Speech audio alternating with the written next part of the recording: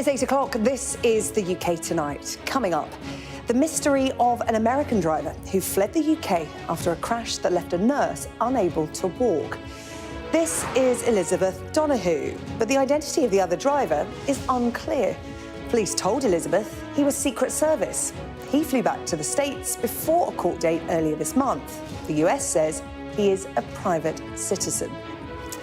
Also tonight, Rishi Sunak defends himself at the COVID inquiry at the start of a very testing week. Giving evidence today, he said he was deeply sorry to those who had lost loved ones, but there was no way his Eat Out to Help Out scheme caused the second wave. Well, while the PM was being grilled, some of his MPs were deciding whether to burn him and vote against his new Rwanda plans. Details on the way. Also tonight, we'll be discussing how we treat rough sleepers. This is after a video emerged of a McDonald security guard soaking the sleeping bag of a homeless man in London. And back where it all began, Peter Kay plays 3 surprise gigs at the Bolton venue where he started out, raising tens of thousands of pounds for charity. Well, that's come and much more on the UK Tonight.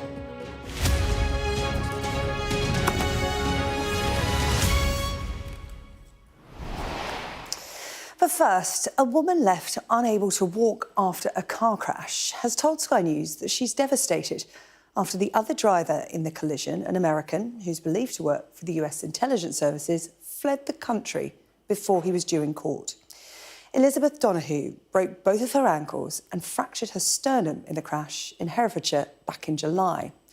Well, mystery surrounds the other driver, 22-year-old Isaac Calderon, who's accused of causing injury by dangerous driving. In court, Calderon's occupation was given as American soldier. But Elizabeth says police told her that he was visiting the SAS, and she was later told he works for the US intelligence services. Sky correspondent Lisa Dowd takes up the story. At times, my ankle can be a bit stiff, yes. Elizabeth still has trouble walking, more than 5 months after the crash here. So I just remember something large hurtling towards me. The nurse was driving home from work along this road in the Herefordshire countryside when it happened. She was left with 2 broken ankles, a broken sternum, and she couldn't walk for 6 weeks. The other driver who was in the crash here is 22-year-old American Isaac Calderon. And it's his identity that is now central to this story. He was charged with dangerous driving, but West Mercia police now don't know where he is after he failed to turn up to court. I was just horrified, really. I was told that he worked as a spy. Initially, I was told he worked for the American military, and the purpose of his journey was to visit somebody at the SAS in Hereford. They cited the case of Anne Secoulas to indicate that he was a flight risk, and that this has happened before, so it's a possibility. And they said that they'd spoken with British military police, who had then spoken with American military police, who had guaranteed that they were taking steps to prevent this person from leaving the country so that he could face our justice system. Why didn't you go to attend court in the UK? Anne Secoulas was the US spy who left the UK after killing teenager Harry Dunn in a collision near an American intelligence base in Northamptonshire in 2019. Like Secoulas, nobody stopped Calderon flying home. It shows both of the fractures with... The British government says that the Crown Prosecution Service are considering what steps to take next in this case. The Americans have refused to tell Sky News exactly what Calderon does. Elizabeth says she simply wants him extradited to face justice. Oh, well, Lisa joins me now live. Lisa, does Elizabeth believe that this man will eventually be brought back to the UK? Elizabeth does hope that her case will be different. We do know that Isaac Calderon left the UK on November the 25th on a commercial flight from the UK to Houston in Texas, but her concern is that he could be anywhere by now. She is also acutely aware, of course, of the Harry Dunn and Sakulas case. It was actually cited to her by police officers, but she hopes her case will be different, and she is now being supported by Harry Dunn's family. I spoke to Charlotte Charles today, who reminded me of their lengthy fight for justice in that case. Anne Sakulas never came back, but she did face justice in a UK court, albeit remotely. And Charlotte Charles told me today that she was outraged by Elizabeth's case. The overwhelming feeling for me was that the UK authorities had yet again let another one of its own citizens down. And actually, that makes me feel like they've let Harry down all over again. We fought for 3.5 years to bring Anne Sakulas to justice. One of the other main reasons why we decided to stand up as a family and fight was to try to ensure this would never happen to anyone else again. And here we are, find myself sitting and helping Elizabeth to fight. Like Harry Dunn's case, Elizabeth was assured by the British authorities that the other driver would not leave the UK, and he did. Nobody could tell her who his employers were, but she has been variously told by a number of police officers that he's connected to the intelligence services, to the British Special Forces base in Hereford, to the US military. The British and American authorities will only say, though, that he was a US civilian. Now, Elizabeth is left in limbo. She's still recovering from her injury. She's not been able to return to her work as a nurse, and she is left, she says, feeling completely let down by the authorities who she thought she should be able to trust. Lisa, thank you. Lisa Dowd with the latest there from Malvern. Well, I'm joined now by Rad Seeger, who is representing Elizabeth Donoghue, and he advised the family of Harry Dunn throughout the case of Anne Sakulas. Rad, thank you so much for joining us here on the UK Tonight. So many similarities in these two cases. You know that better than we do. Just how difficult is this case going to prove? We were just hearing there again from Harry's mum about what that family went through to get justice for Harry and to catch up with Anne Sakulas.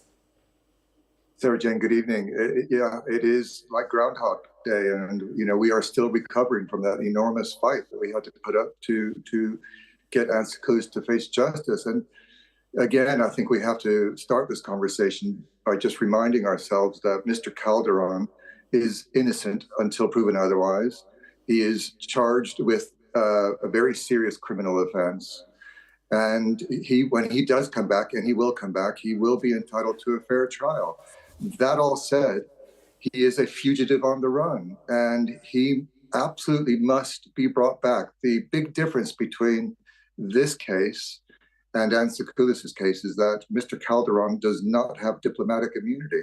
So there is absolutely no question that he should be brought back. The really devastating thing for Elizabeth, and now her good friend Charlotte, Harry's mother, is that the police absolutely bungled this case and should not have allowed him to leave. And we know the precedent that the Americans set in taking Anne Sakulas away was, well, if it's good enough for her, for the next person who committed a crime, well, I'll escape and maybe they'll let me attend a trial remotely. And the difference here, as I say, is this young man does not have diplomatic immunity, and there's absolutely no question under international law that he must be brought back, and he must be brought back swiftly.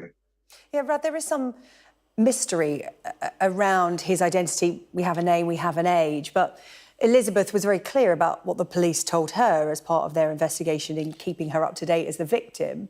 But then the United States have turned around and said he's a private citizen. So where do you come in? What more do we need to find out about this man? Yeah, and for very good reasons. The governments never ever talk about the security operations, and that's for safety reasons. So they will never confirm on the record that anybody ever works in that field. What's happened here is the police, who Elizabeth has been liaising with, have confirmed on the record that this gentleman works for the U.S. intelligence services. Now, above Can that prove anybody else. problematic in catching up with him? Well, I think that's our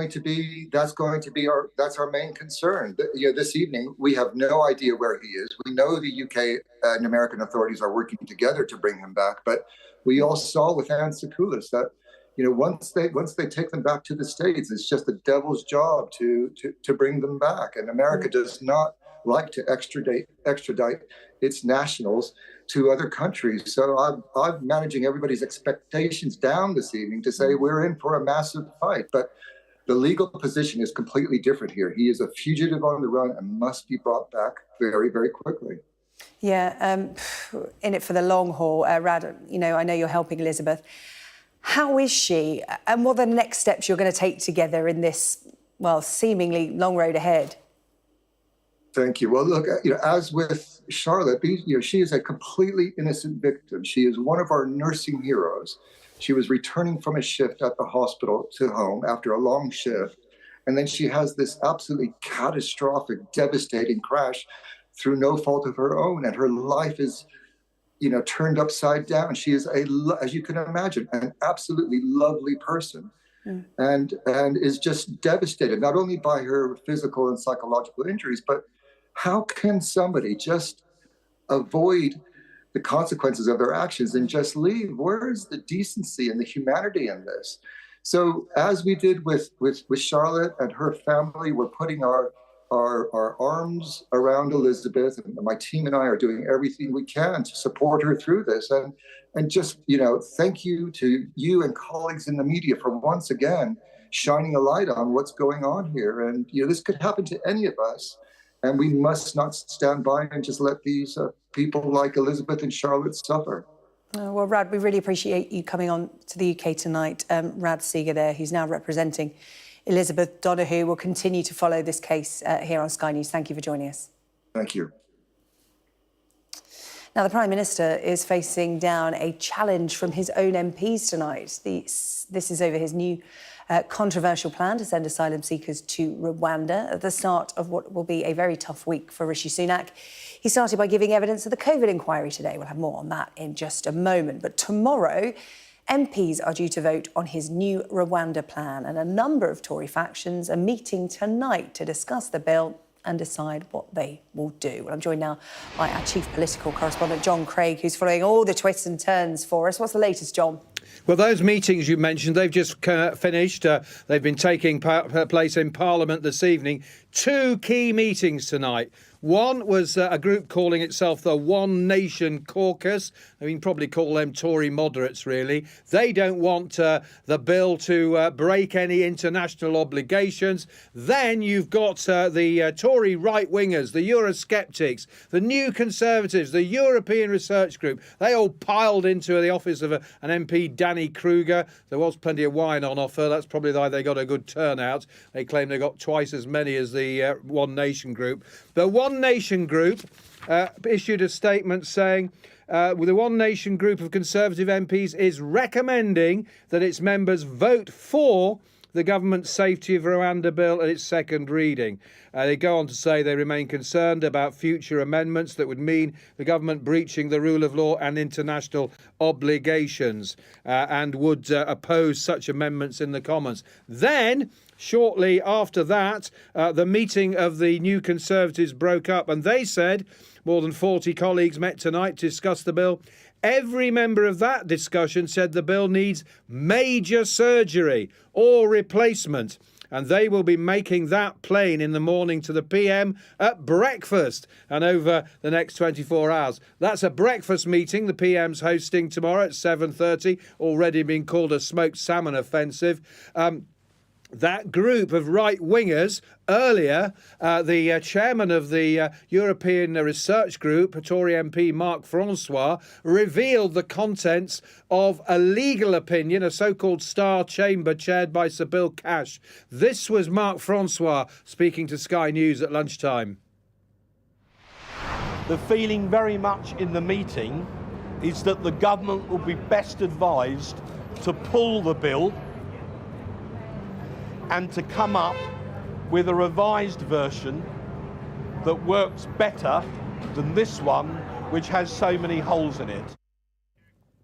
Well, tonight, only an hour or so ago, on the Politics Hub on Sky News with Sophie Ridge, Tom Pursglove, one of the two new immigration ministers, put the government's point of view on the eve of that big showdown tomorrow.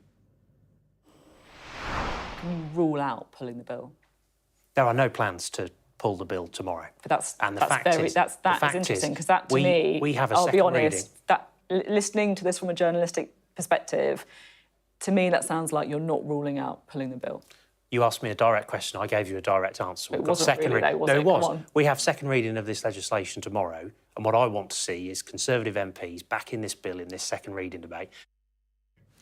Well, the One Nation group are backing it, certainly.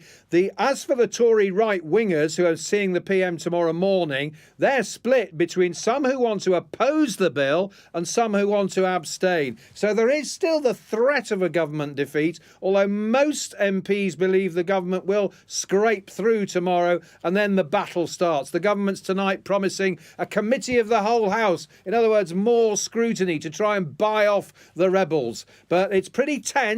And there is always that possibility if the government thinks it's going to lose, it may, as Sophie was discussing with Tom Pursglove, pull the bill at the last minute. OK, John, thank you. So the COVID inquiry now, where Rishi Sunak today defended his record as Chancellor during the pandemic. The PM was questioned in particular about the Eat Out to Help Out scheme. He rejected criticism of government decision-making. And like Boris Johnson, he began his evidence by issuing an apology to those who lost loved ones. Our political correspondent Tamara Cohen reports. At the COVID post-mortem, the Prime Minister began with an apology. I just wanted to start by saying how deeply sorry I am to all of those who lost loved ones, family members through the pandemic. The economic intervention that I'm announcing today is unprecedented in the history of the British state. Back then, Rishi Sunak was the brand new Chancellor, whose furlough scheme supported millions of jobs. But where others have described dysfunction in Number 10 and frustration with Boris Johnson, he didn't see it.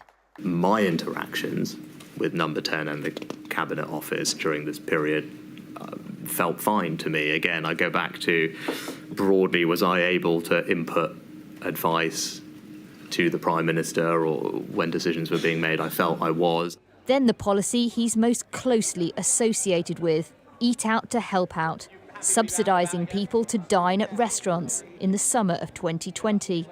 My primary concern was protecting millions of jobs of particularly vulnerable people who worked in this industry. All the data, all the evidence, all the polling, all the input from those companies suggested that unless we did something, many of those jobs would have been at risk with devastating consequences for those people. But why did he not raise it with the scientists who feared it would increase transmission of the virus? Why would I raise it as a risk when I didn't believe that it was, because it was designed in the context of a safe reopening? The onus is surely on the people who now believe that it was a risk to have raised it at the time when something could have been done about it if they felt strongly. I'm very clear that I don't believe that it was. Other witnesses at this inquiry have been scathing of Rishi Sunak's decisions during this period. He was branded Dr. Death by a government scientist and accused of wanting to let people die rather than have another lockdown. He's mounted a staunch defence, but for some of the families here, it was hard to swallow. The Eat Out to Help Out scheme fueled the second wave, created and fueled the second wave, and that is unforgivable. Research suggests it drove some infections, but the second wave would have come anyway. The Prime Minister hoping to leave the lockdown arguments behind him as other political storms loom. Tamara Cohen, Sky News at the COVID inquiry. Well, as we heard there from Tamara, Rishi Sunak faced plenty of questions about the Eat Out Help Out scheme today, which he introduced in the summer of 2020. Critics say it helped to spread the virus, but the Prime Minister says it got the economy moving again and defended workers from devastating circumstances. Our People and Politics correspondent Nick Martin has this report.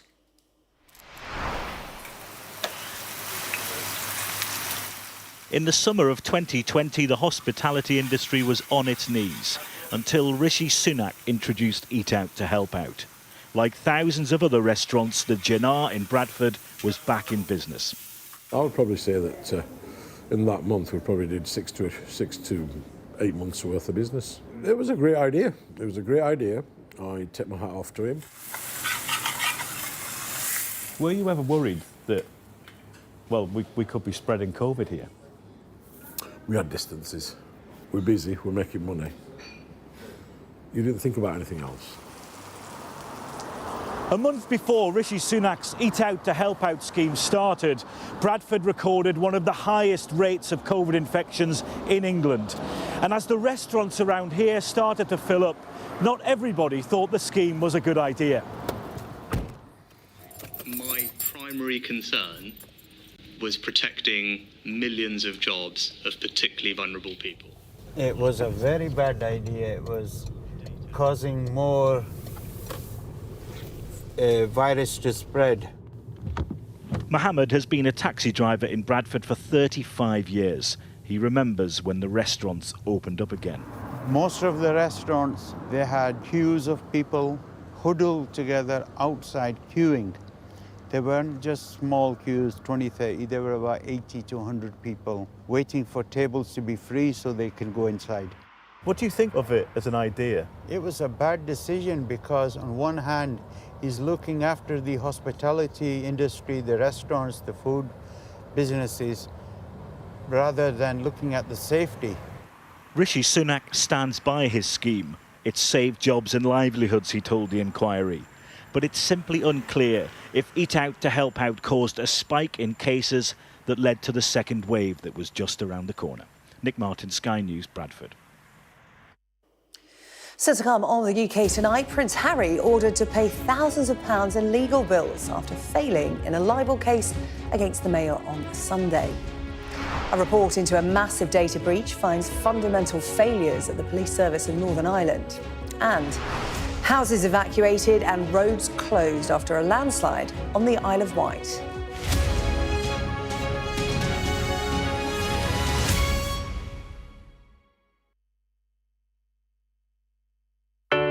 I'm Lisa Dowd and I'm Sky's Midlands correspondent. We can reveal that the driver who hit Harry Dunn is 42-year-old Anne Sakoulas. Just met the President and we never thought we'd get this far. This is what they're up against, is back-breaking work. Water levels are dropping, but no one knows what impact further rain will have. What would you do if this place wasn't open? We take you to the heart of the stories that shape our world. It's really scary. In this community, I'm told that everybody knows someone affected by COVID. Change seems tantalisingly close in this corner of the UK. This is my patch, my specialism. It's also my home.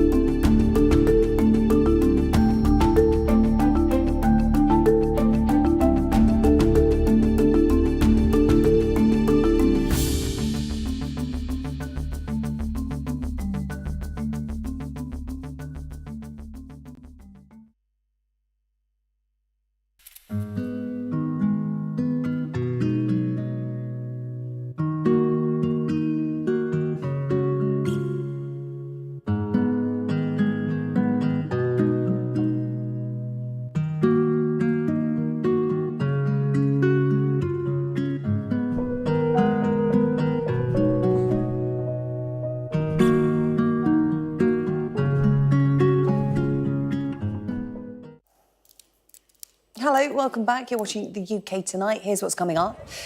The football fans who came unstuck while making their way to a game in London. And Peter Kay goes back to where it all began to raise thousands of pounds for charity. But first, we're going to take a look at some of the other stories making news in the UK tonight. And Prince Harry has been ordered today to pay the publishers of the Mail on Sunday more than £48,000. It comes after the Duke of Sussex lost an attempt to strike out part of the newspaper's defence in a libel case. The Duke of Sussex is suing associated newspapers over an article discussing his dispute with the Home Office regarding security arrangements. Today, a High Court judge ruled in favour of the publisher that the article was honest opinion. The Chief Constable of the Police Service of Northern Ireland has described August's major data breach as a wake-up call for all forces and public sector bodies. John Butcher was speaking following the publication of a damning review that exposed force-wide security failings and outdated practices that contributed to the leak. The report set out 37 recommendations for improvement. As yet, no employee has been disciplined or sacked over the incident. Around 20 homes have been evacuated on the Isle of Wight following a landslide. It happened on the southeast coast of the island near Ventnor last night. Isle of Wight Council said its officers and police helped residents leave their homes. Aerial pictures show the extent of the landslip, which has left nearby homes teetering on the edge of the cliff. And residents of West London have known for a long time now to avoid Hammersmith Bridge. That's ever since its closure 4 years ago. But a group of West Ham fans failed to do the same yesterday. The boat that they had taken to reach their match at Fulham struck the bridge and was forced to turn around. Judging by the cheers and chants on board, they did see the funny side. The Port of London Authority, which is investigating this incident, said there were no reports of injuries and the vessel only suffered minor damage. Still to come on the UK Tonight, honoured after 80 years, the story of the MI5 secretary credited with helping to change the course of the Second World War. And we're going to be discussing this shocking video from the weekend and what it tells us about how we treat the homeless. You know that.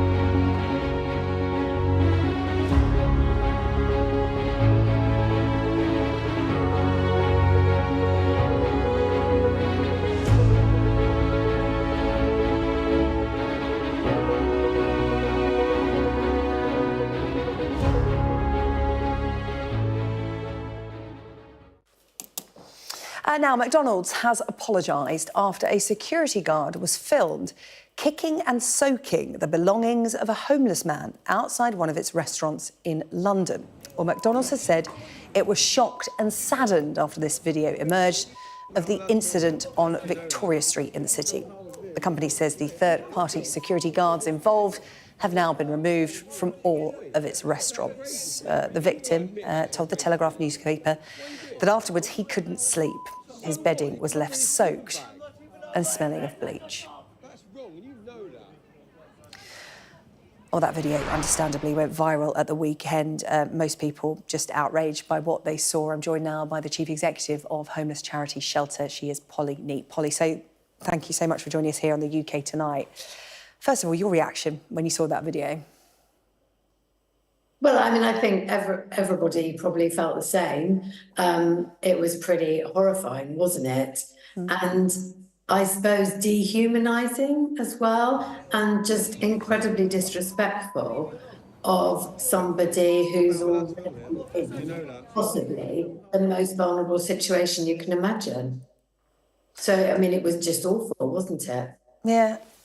I mean, Polly, I asked you that question. I mean, we all agree it's awful, but just, I think a lot of people were shocked to see this happen and learn over the course of the last 24, 48 hours that this isn't actually something that's a one-off.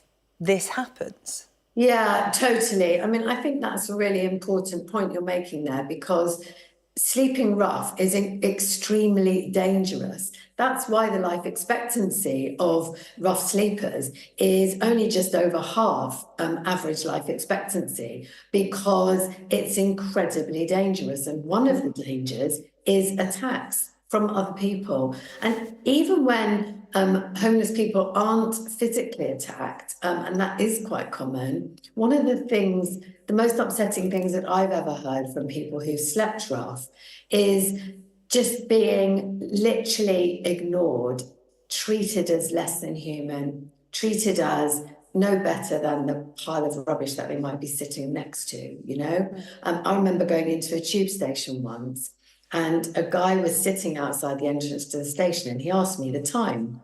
And I stopped and told him the time.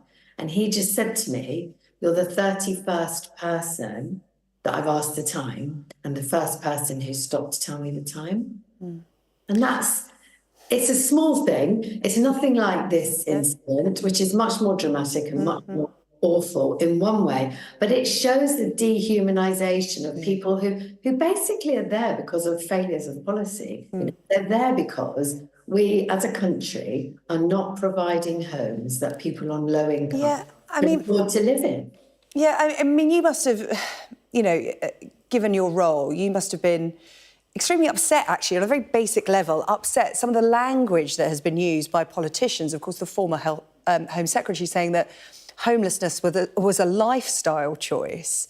I mean, the kind of language that's being used and, you know, the timing of that video coming out over the weekend, do you think the UK is perhaps hardening to homelessness? Because, you know, I was shocked by the language, I was shocked by that video, but, you know, perhaps I'm naive. Well, I think, so first of all, I'm not remotely drawing any kind of causal link between what the Home Secretary, then Home Secretary, said and what happened outside McDonald's. What I would say, though, is they're both examples of that dehumanisation, that basic failure of human sympathy and empathy. I think they are both examples of that. And, you know, in our work at Shelter, unfortunately, we see that basic lack of empathy on the part of the general public, on the part of professionals sometimes who work with homeless people even, and indeed on the part of politicians. So if you're asking, you know, is there a dire shortage of empathy and sympathy towards people who find themselves in this situation? Well, yes. Definitely. And I think some of that is to do with blame. We're in a bit of a blame culture, aren't we? And, you know, actually, as I just said, people who are homeless, the clue's in the word. They're homeless because they don't have a home. And it is within the political gift of the people running this country, of our politicians, to sort that out. if they choose to. OK, Polly, really good to talk to you. Thank you so much there. Polly Neat speaking to us. Now, one of two teenagers accused of murdering Brianna Ghey has blamed her co-accused for her death. The girl, identified only as Girl X for legal reasons, says that she heard a scream and turned around to see boy Y stabbing Brianna. Sky's Katerina Vitozzi is at Manchester Crown Court.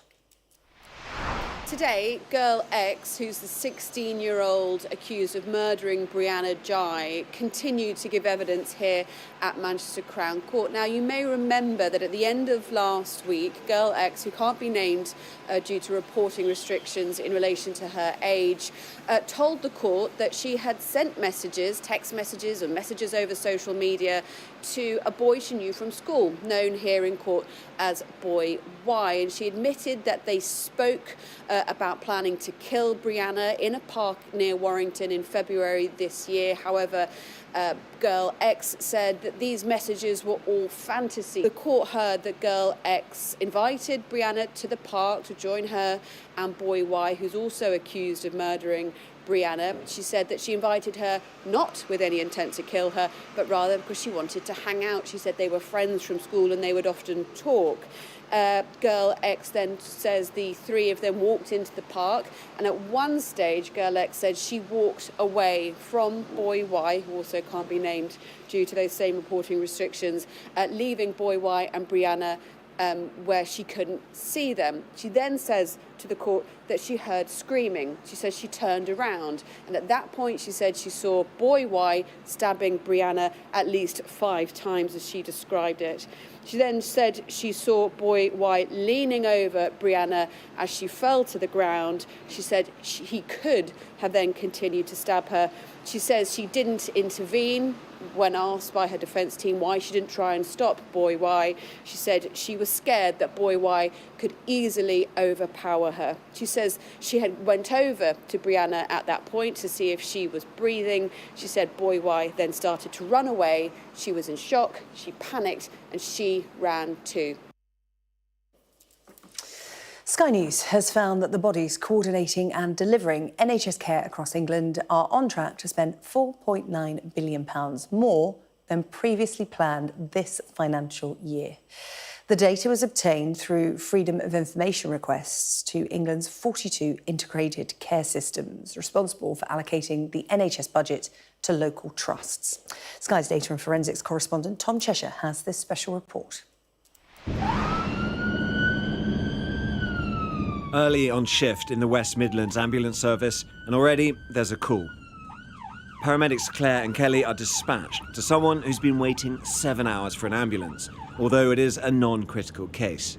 Hello, it's the ambulance. Winter is always busy, but there's added pressure this year. A Sky News investigation by the data and forensics team has revealed that NHS regional boards are overspending hugely. We made Freedom of Information requests to 42 integrated care systems, or ICSs, in England. They're responsible for allocating the NHS budget and commissioning services in their area. 41 ICSs replied, and all are in deficit. As of September, 6 months into the current financial year, England's ICSs had overspent by an estimated £2.45 billion. The forecast from the ICSs is to improve that situation, the line going up, even if it's still not at break-even. But our analysis suggests that things will in fact get worse, the line going down, with ICSs spending £4.9 billion more than planned by March next year. This call is a simple one in the end, but it still requires a trip to Warwick Hospital. It doesn't seem to ever ease off at all. It puts pressure on us all. We're often waiting outside the hospitals, and it delays us getting out to help patients. We've been riding with Claire and Kelly to see how one of those pathways, a new technology called Consultant Connect, is being used to keep elderly patients out of hospital. Patients like Joyce, who's 90 years old and had a fall this morning. I'm Kelly. Kelly, it is. When the paramedics arrive, after they assess the patient, Heart rate is 87. they're connected to an expert back at Warwick Hospital. They advise them on whether the patient needs to come into the hospital, and they can also send a specialist team to the patient's home. Take care, sweetheart. That means that Joyce can stay at home today, which means more time back on the road to help more patients. This job is high pressure, high demand, but it's also what the NHS looks like just standing still to meet current needs.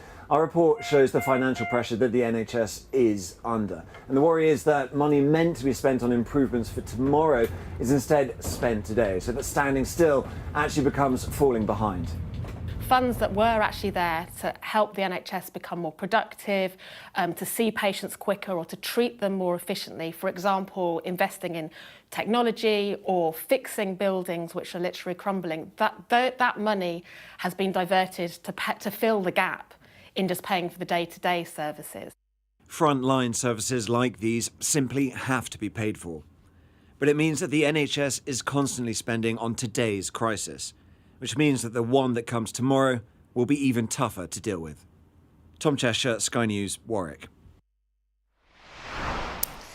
On Wednesday, we're going to have a special programme from University of Coventry Hospital dedicated to the National Health Service. If you scan the QR code on the screen, you can get involved.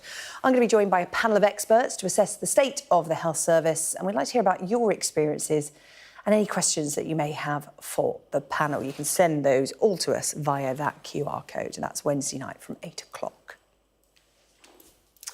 Now, the Princess of Wales and her children have visited a baby bank to highlight the work that charities are doing to help those in need this Christmas. They released this video via the Kensington Palace social media account. It shows Prince George, Princess Charlotte and Prince Louis all getting stuck in after they were given the task of choosing toys that they would like and filling them into gift bags for others. The Princess of Wales first visited the baby bank near Holyport in Windsor back in April and returned with her children a few weeks ago. George wants to come back, so that's good. You can see how rewarding that sort of work is, isn't it? Knowing that you're helping out others. Now, he is currently in the middle of a 121-day tour, so you'd think that the comedian Peter Kay would prefer to put his feet up on his days off. However, yesterday, he delighted fans in his hometown of Bolton by playing not one, not two, but 3 secret shows. And in doing so, he raised £80,000 for the venue that is the Octagon Theatre. Well, joining me now is the theatre's artistic director, Lottie Wakeham. Lottie, good to see you. Thank you for joining us on the UK Tonight. Oh, thanks for having me. First of all, how did this come about?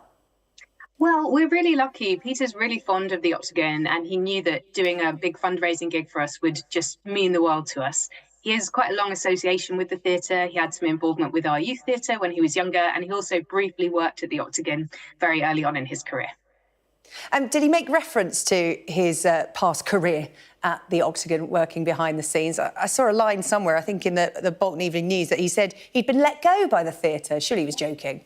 He had some really great anecdotes about his time at the Octagon, yes. Are you not allowed to give any away? Is it that secret? Well, I wouldn't be able to do them justice, but it was very, very entertaining. Do you know what? I hear you on that front. I'm terrible at retelling jokes of any kind. What was it like? Because we're just looking at the scenes, people queuing around the block. And I know that, obviously, Octagon wanted to raise money because it's a registered charity and it's important in keeping the local arts going. Who was in the audience? Who were the lucky ones to get tickets, Lottie? Well, it was a really electric atmosphere. I mean, people were just so excited because it is his first hometown gig in 20 years. So we had lots of our members and supporters, members of our community, and it just was a real mix and people just had an absolutely fantastic time. It's being described as a homecoming gig because obviously, you know, he's from Bolton. How much is he seen as a hometown boy there? Because, of course, he's a massive superstar, but he very much stays close to his roots. Yeah, he really does. I think the whole town is just so proud of him. And so it really does mean the world to us that he came to champion the Octagon yesterday. But yeah, I think everyone thinks so fondly of him. OK, well, Lottie, thank you so much for coming on to talk to us about those secret gigs. Lucky you and lucky Octagon Theatre, all that money raised to continue supporting the local theatre and arts. Really good to talk to you, Lottie. Appreciate it. Thanks a lot. Coming up on the UK tonight, Manchester United manager Erik ten Hag gets the dreaded vote of confidence. We'll talk a bit about that. And find out which music megastar surprised train passengers in London today.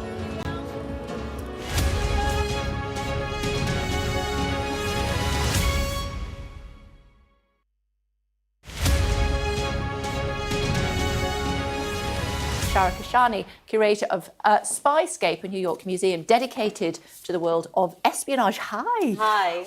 Wow. Now, I don't know where to start. There's so much rich history here. Let's call it that. Maybe this one might be worth the most. Tell me about it. So this piece here, all of these objects. Can I touch it? Of course, yes. All of these objects will feature in our upcoming episodes on our new podcast. Tell me about this. And this one is particularly special. This is the briefcase that was given to Napoleon every morning, filled with his intelligence reports. So his chief spy master would bring him reports, foreign newspaper clippings, mail that they had deciphered, written in code, written about Napoleon or other important information. How old is this? It's over 200 years old. So if you look very closely, you'll see the initials KP. It's the monogram for Kim Philby. Kim Philby, wow. The notorious double agent. Yeah. And in this binder, his fourth wife discovered upon his death these manuscripts here. Let's show you those as well. Unpublished memoir of Kim that. Philby. And This you is can his handwriting, see obviously. it's his handwriting, his scribbles, his annotations throughout. And what it is he talks about his early life, his childhood, his decision to be recruited into the KGB. And he also talks about early missions that the KGB sent him, where he was assigned to bring in his friends into the agency. And finally, tell me about these. This is amazing. So these cute little animation cartoons are actually part of Cold War anti-communist propaganda. They are original animation artworks from the 1954 film Animal Farm, which was secretly funded by the CIA as a way to inhibit the spread of the Soviet rise of communism. And during the Cold War, culture was used as a way to stop the spread of communism without the public even knowing.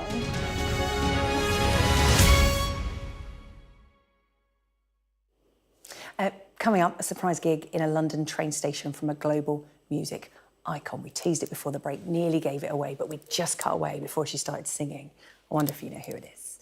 But first, Will is here with the sport, and Spurs facing a growing injury list. It looked like Ange Postecoglou had taken drastic measures for the match against Newcastle yesterday, because one of the mascots looks like he was ready for the call-up. This little lad stole the show before a ball had even been kicked. Let's show the video of this little mascot in the tunnel ahead of that Spurs-Newcastle game. He was going for it, wasn't he, Will? That could be Harry Kane, SJ, about 20 years ago, couldn't it? It looks like he's got the same side parting. I mean, he did steal the show. This kid's going to have serious kudos, serious brownie points at school, Look at this, no problems with his quads, ready to go, his mates joining in. This is going to be one of these videos in years to come when he is a Premier League footballer, a bit like Harry Kane when he was photographed with his then friend, now wife, when those pictures keep re-emerging. He was well up for it, look the mascot, wasn't he? Look at the technique of the stretches as well. He's got his hamstrings covered, he's doing little squats, and look at the game face. The game face on. And he took this out onto the pitch as well, SJ. This wasn't just in the tunnel at the Tottenham Hotspur Stadium. This is, of course, ahead of the Newcastle game. See if we can spot him. Newcastle players, and there he is, look, right underneath Mr. Son. You can't miss him. Brilliant. He knows where the camera is, He doesn't he? certainly does. He's desgestined to be an absolute star. He's already a little star. Well, luckily, he wasn't needed. His team winning a comfortable 4-1 game. Great weekend for Tottenham. Not so much, though, for Manchester United. I feel like we say this quite a lot, actually. They lost 3-0 to Bournemouth. And it's now one of those big weeks for their manager, isn't it? And that's an understatement, isn't it? It's a massive, massive week because they've got Bayern Munich at home, at Old Trafford in the Champions League, and it's a game that they have to not only win and get 3 points in Group A to try and get out to the knockout stages, but they also hope that Copenhagen draw at home to Galatasaray. So it's not in their hands, but they have to beat Bayern Munich. And, Bayern Munich in imperious form with Harry Kane, of course, leading the line for them. Not only do they play Bayern Munich in the Champions League, then on Sunday they've got a game against Liverpool at Anfield in the Premier League. They're 6 points off the top 4. It's a strange one with Manchester United because they've actually been in really good form in the Premier League, apart from obviously the defeat recently against Bournemouth at home. But 11 defeats in 23 games this season is just so un-Manchester United. And here's a stat for you very quickly, that Manchester United have now lost more Premier League games at Old Trafford in the time since Sir Alex left in 2013 than they did in his 21 seasons there. Ouch. So on that one, I think for all the Manchester United fans, we should leave that there. Yeah, and I'm going to tell you also about an injury for Arsenal, because not only Manchester United in Champions League action tomorrow night, but Mikel Arteta is without some big players as well. This Sky News Sports Bulletin is brought to you by Vitality. Getting more people more active. Live life with Vitality.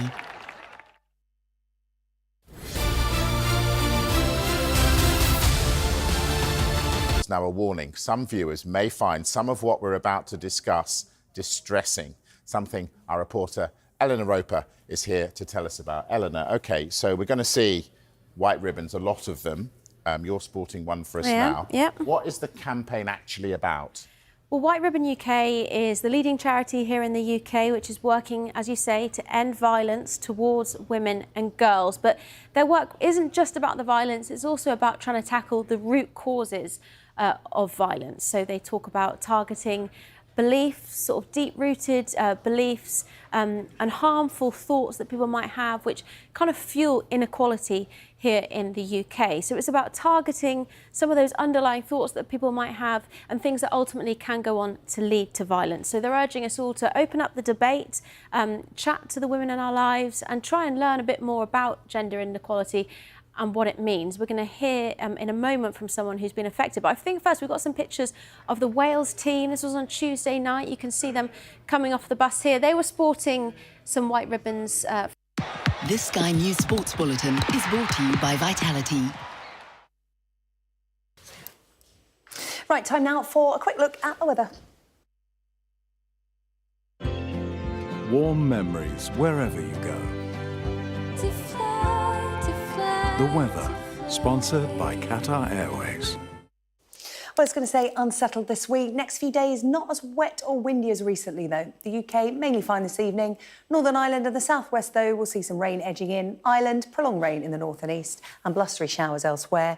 The UK turning mostly wet from the west overnight, but the far north and east should stay dry. The weather, sponsored by Qatar Airways. It's a tale of wartime subterfuge that tricked Hitler, but one element of Operation Mincemeat remained a mystery for nearly 80 years. The body of a homeless man disguised as a Royal Marine washed up on a Spanish beach with fake documents included love letters from his fictitious sweetheart Pam. Well, Pam's identity has finally been revealed and her role in the plot has finally been honoured. Sky's Ashna Hiranak has this report. Operation Mincemeat the musical tells the story of how British intelligence used the corpse of a homeless man during the Second World War to deceive the Germans as to where the Allies would launch their invasion of Western Europe. Alongside fake top-secret naval papers stashed into his uniform were letters from his fantasy sweetheart. Your sister sends her love, of course, and your mother is the same as ever. But there was a real woman behind the ruse, an unassuming administrator used to bulk up the backstory, named Hester Leggett. She caught the attention of fans of the show like Sharon, who wanted to know more. We found out that she was born in India, and we found out that where she went to school, and we found out that she went to Secretarial College and that she had joined the War Office, and then somebody found out that from MI5 that she had worked at MI5 during the war. Hester's involvement in the plot was mentioned in the operation's film adaptation. He would carry a letter from his wife professing her deep love for him. Very good. But now the name no one once knew is for all to see, with a plaque unveiled in her honour.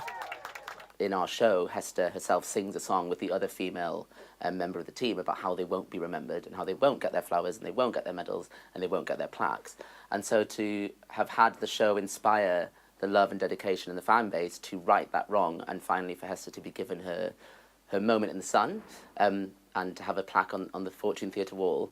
It's just beyond your wildest dreams. You make art because you want to inspire people, and then they have come back with this, and it's inspired. And it's inspired us, and it's inspired everyone who will come and see this show now. Will see this and hopefully be inspired too.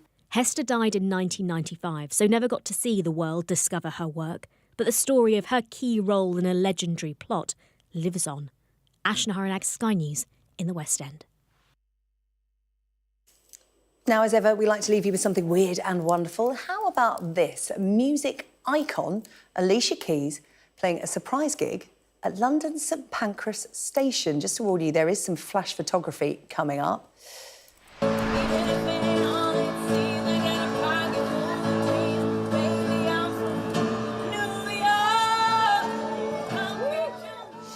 The R&B star performed for around 10 minutes, playing 4 songs, including that huge hit there, Empire State of Mind. And as you can see, her impromptu gig drew quite the crowd, phones at the ready. The piano, coincidentally, was gifted to the station by another music legend, Sir Elton John, someone that's taken...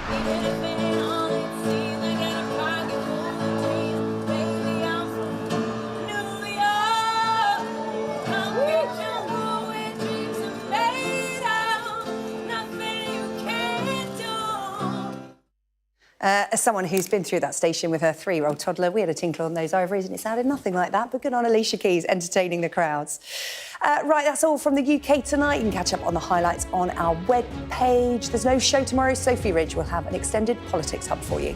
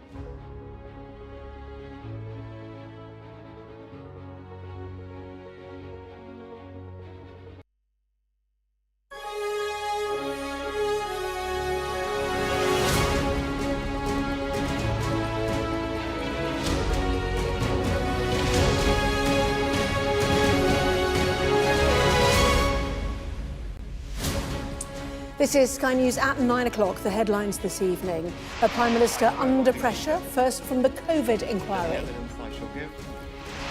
The COVID bereaved find it inconceivable that any political leader, wherever they are, cannot produce their WhatsApps for the key periods of the pandemic. And then from his own MPs on the Rwanda plan he staked his premiership on. The government will be best advised to pull the bill and to come up with a revised version. Also tonight, the UN warns of the catastrophic situation in Gaza as Israel promises to improve the ability of aid agencies to get supplies in. Prince Harry is ordered to pay the Mail on Sunday tens of thousands of pounds over a libel case. Plus, concerns grow for leading Putin critic